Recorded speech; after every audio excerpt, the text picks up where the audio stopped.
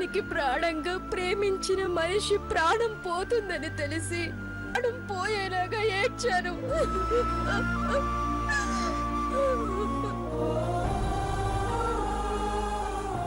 నేను ఇష్టపడింది, నేను పెళ్లి చేసుకున్నది ఒక అందమైన వాడిని, ఒక తెలివైన వాడిని కాదు డాడీ, ఒక దేవుణ్ణి.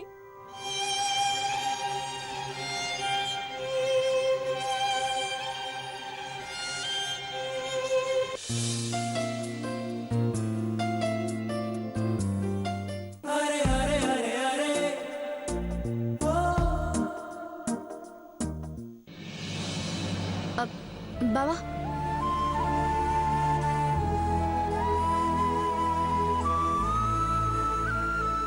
ఏమైంది? రవక,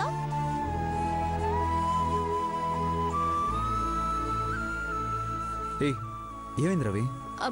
అరే కాగా మొహం అట్లా పెట్టిండు. అయిపోయిందా మీ ఉపన్యాసం? అయిపోయిందా మీ భారతం? చేసిన రార్థాంతం చాలు, వెళ్ళిపోండి ఇక్కడి నుంచి. పచ్చని పందిట్లో నిప్పులు పోసే రకం రా నువ్వు. నీ నీడ కూడా మా మీద పడకూడదు. వెళ్ళిపో ఇక్కడి నుంచి. అర్జున్, వాడిని బయటికి గెంటేరా, బయటికి గెంటే. రవక, గా కళ్ళలో నీళ్ళేంది? ఏమైంది? నిన్నేమైనా అన్నాడా చెప్పు. అంజలి, ఇంతో మాట్లాడనవసరం. తోసే బయటికి వెళ్ళు, బయటికెళ్ళు. ఒరే కుక్క, నీకేరా చెప్పేది? అర్థం కావడం లేదు. ఒరే అర్జున్, వాడిని బయటికి గెంటేరా. వెళ్ళు, బయటికెళ్ళు. ఇంట్లోకి మళ్ళీ రావద్దు. వెళ్ళు బయటికి.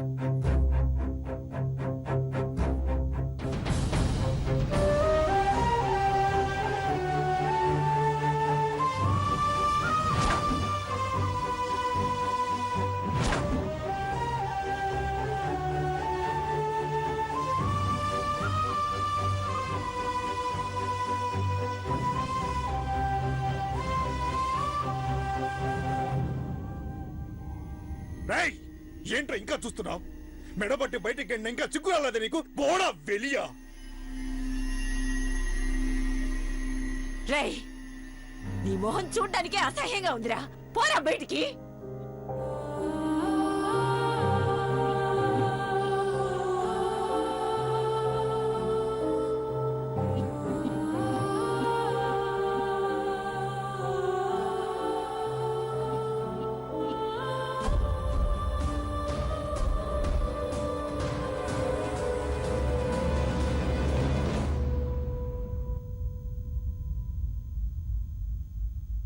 అత్తా,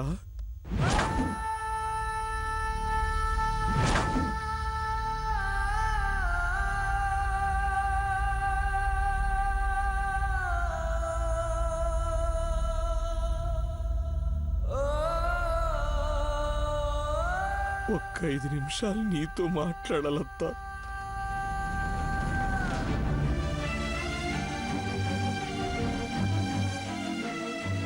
ఏం మాట్లాడతావురా? ఏం అవసరం లేదు. ముందు వెళ్ళరా ఇక్కడి నుంచి.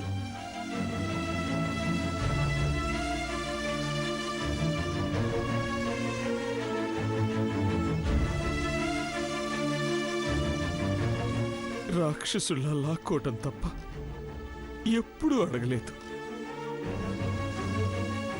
ఇప్పుడు చేతులు జోడించి ప్రాధేయపడుతున్నాను. ఒక్క అవకాశం ఇవ్వత్తా.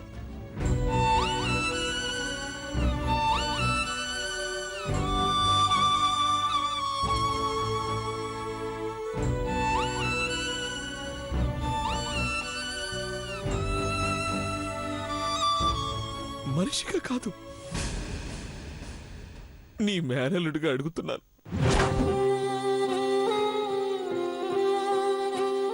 ఒక్కసారి మాట్లాడతానత్తా. తర్వాత కావాలంటే చంపేసి, నీ ఇష్టం, చంపేద్దు గాని.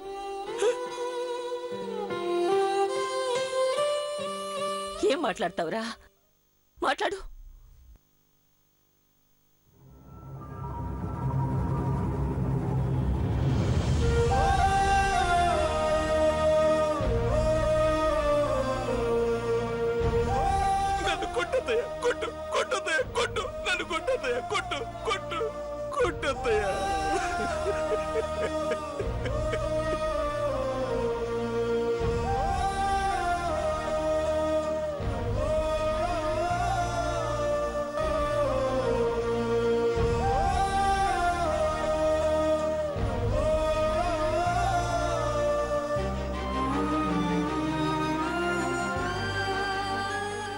నేను చేసిన తప్పులకి, నేను చేసిన నేరాలకి కొట్టద్దయ్యా, కొట్టు.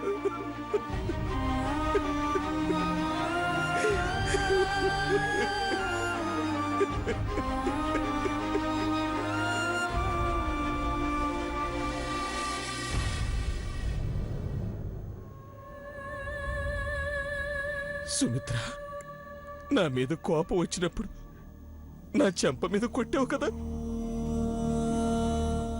ఇప్పుడు నీకు ఎలాంటి శిక్ష వేయాలనిపిస్తే అలాంటి శిక్ష వేసి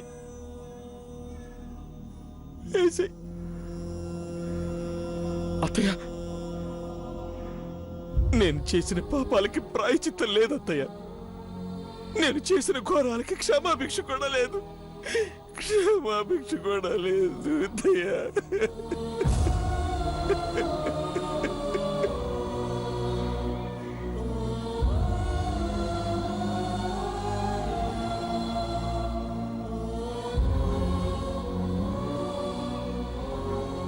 ఏ తల్లికో పుట్టి నన్ను తీసుకొచ్చి ఈ ఇంట్లో స్థానం ఇచ్చాం.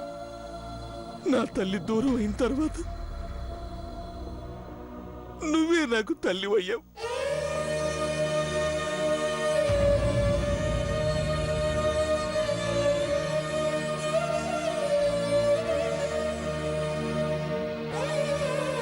నన్ను నెత్తిన పెట్టుకున్నావు. గుడిసెల్లో బతకాల్సిన వాడిని తీసుకొచ్చి ఈ బంగ్లాలో చోటిచ్చా.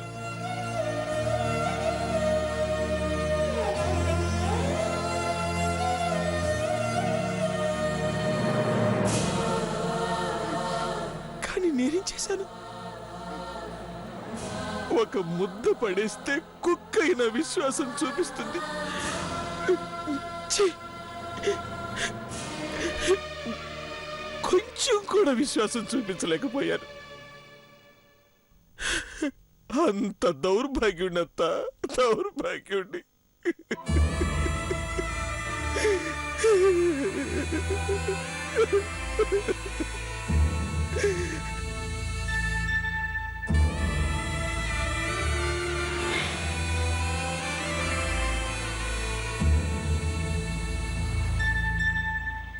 ఇన్ని రోజులు తలగిరేసుకుంటూ పొగరుపోతుగా బతికాను.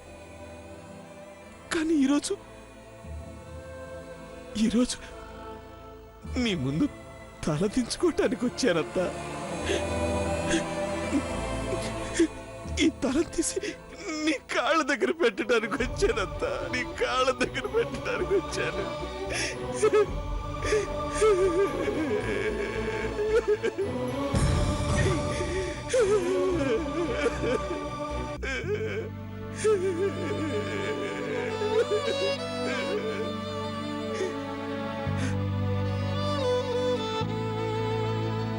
ఆధిపత్యం కోసం, అందలం కోసం పోరాడాను.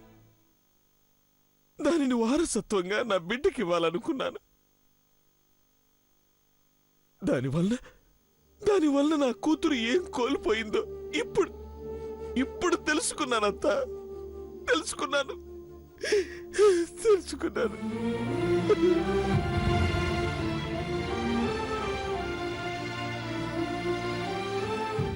ప్రశాంతమైన ఈ ఇంటిని శ్మశానంలా మార్చాలనుకున్నాను. కానీ ఈరోజు ఆ శ్మశానంలో చితి మీద నా మనసుని మంటల్లో వేసి కాల్చేశాను.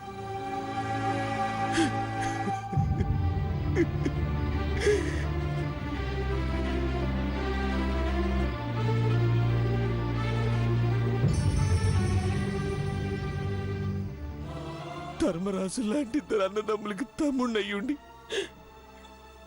నా పెద్దనైపోయినప్పుడు ఏడవలేదు. ఈ కుటుంబం కోసం ప్రాణత్యాగం చేసిన నా చంద్రం దూరం అయినప్పుడు కూడా నా కంట్లో నుంచి ఒక్క బొట్టు రాలేదు. ఇంతకంటే దుర్మార్గుడు, ఇంతకంటే పరమనిచ్చుడు ఎక్కడా ఉన్నాడు.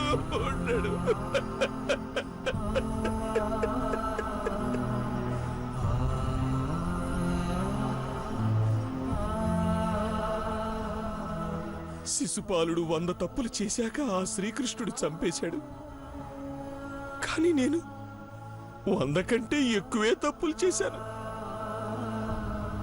కానీ నా అత్త, నా కుటుంబం నేనెన్ని తప్పులు చేసినా వాళ్ళ గుండెల మీద పెట్టుకున్నారు. నా నా బిడ్డకి బంగారు జీవితం ఇచ్చారు.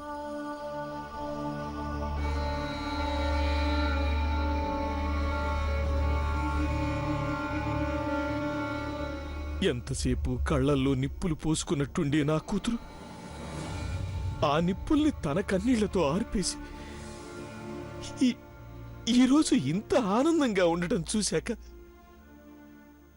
ఇప్పుడు కూడా మారకపోతే నా జీవితానికి అర్థమే లేదనిపించింది.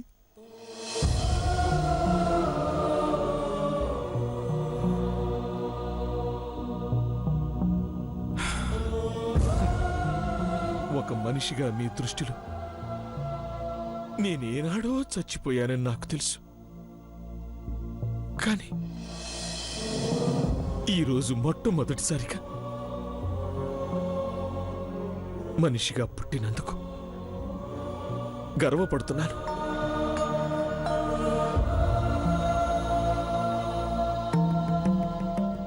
అత్త, మారతానత్త, మారతాను. నా కూతురు కోసం మారతాను. మన కుటుంబం కోసం మారతాను. నన్ను క్షమించత్తా, నన్ను క్షమించు.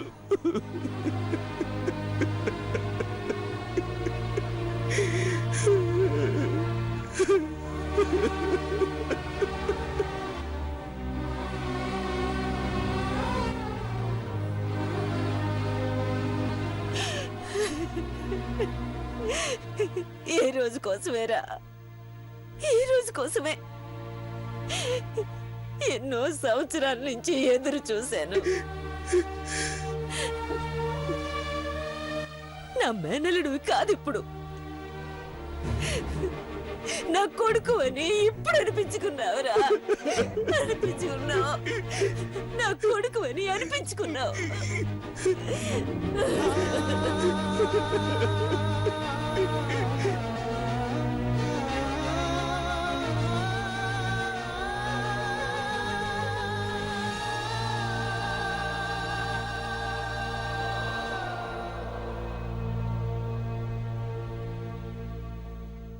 చాలత్తా, ఇది చాలు. నా జీవితానికి ఇది చాలు.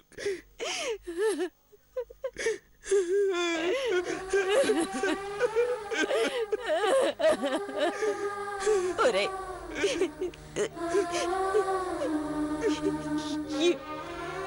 ఇప్పుడే పుట్టిన పసి పాపలా ఉన్నావురా. కడిగిన ముచ్చోలా ఉన్నావురా రవిశేఖర.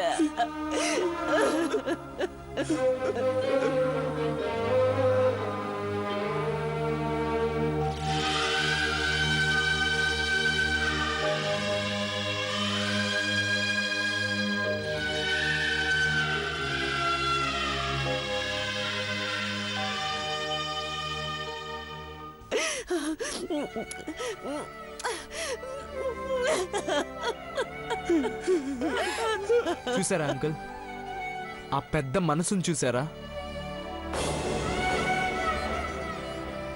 ఆ గొప్ప మనిషిని చూసారా? చావుని కోరుకున్న వాళ్ళని ఎలా క్షమించేసిందో చూసారా? ఇది ఇది కుటుంబం అంటే.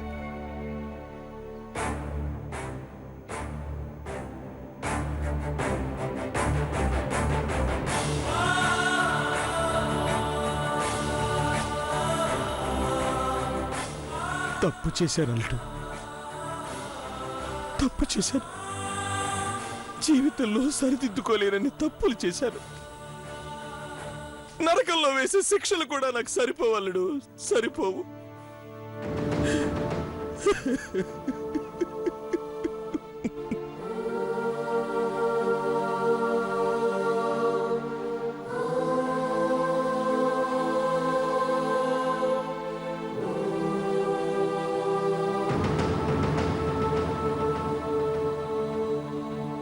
అమ్మా అంజలి, నా బంగారు తల్లి.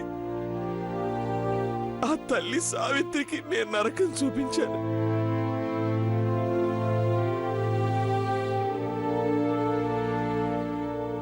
పెద్దింటి దేవత అయిన నిన్ను పెట్టరాని కష్టాలు పెట్టాను. ఛీ! నీ చావును చూడాలనుకున్న కసాయి చిన్నానమ్మా.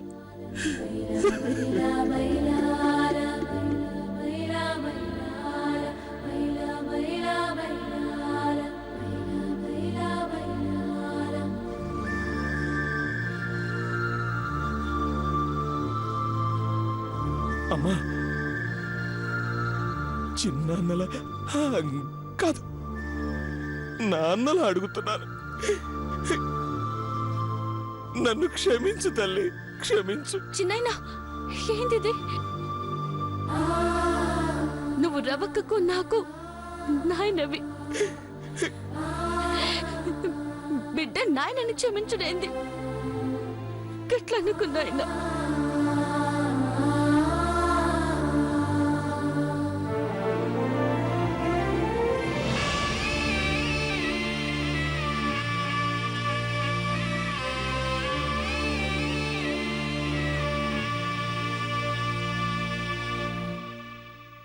మావయ్య, ఒక్క మాట చెప్పాలి. కోపం వచ్చిన ప్రతిసారి చంపేయాలనిపించింది. కానీ చంద్ర మావయ్య అనేవాడు, తిట్టినా కొట్టినా వాడు నా తమ్ముడు రా అని.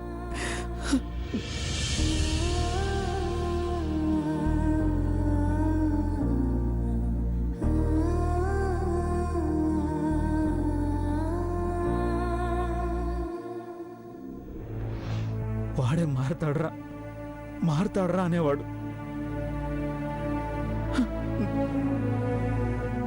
నాకు ప్రాణం పోసిపోయాడు మావయ్య.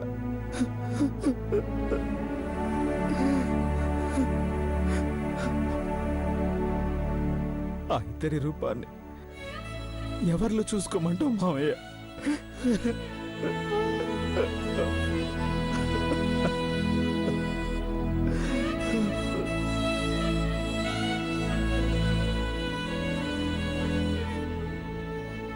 మేనమామ అని ఎవరిని పిలవమంటావు మావయ్య?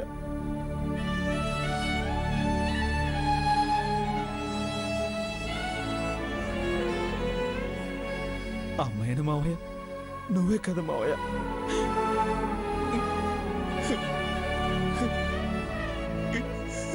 అల్లుడు, క్షమించరా మావయ్య, నన్ను క్షమించరా మావయ్య.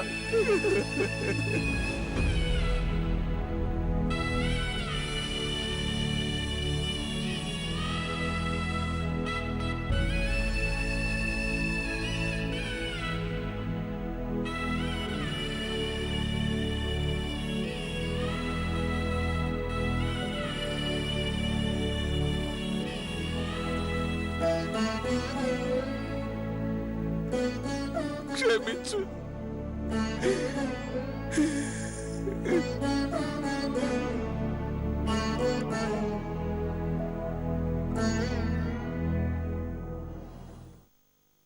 సావిత్రమ్మదిన అన్నయ్య, నా బిడ్డలను క్షమించేశారు అన్నయ్య. పెద్ద మనసుతో క్షమించేశారు.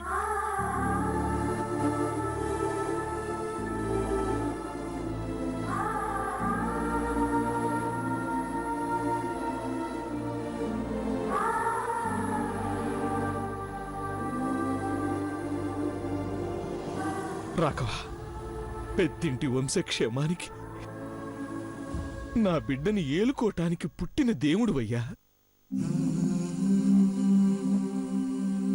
అమ్మ రవి, ఈ తండ్రిని క్షమించమని చెప్పమ్మా. అల్లుడు, క్షమించయ్యా. నా బిడ్డని ఈ కుటుంబానికి శత్రువుని చేశాను. తోబుట్టూల్ని దూరం చేసుకున్నాను. ఆఖరికి భార్యని కూడా దీనంగా చూశాను. సుమిత్ర నన్ను చంపే సుమిత్ర, నన్ను చంపేసేయ్, చంపేయ్. ఇన్నాళ్ళు మీరు చేస్తున్న పనులకి నాలో నేను కుమిలిపోతూ ఎప్పుడెప్పుడు చచ్చిపోదామా అని ఎదురు చూస్తూ ఉండేదాన్ని. కానీ మీలో ఇంత మార్పు వచ్చిన తర్వాత మిమ్మల్ని ఎందుకు చంపుకుంటానో, నేనెందుకు చేస్తాను? రా సుమిత్ర. రాఘవ, రవి, ఇన్నాళ్ళు నేను చేసిన పాపానికి ప్రాయచిత్తం చేసుకుంటాను. నా కన్నీటితో నా అల్లుడి కాళ్ళు కడిగి కన్యాదానం చేస్తాను.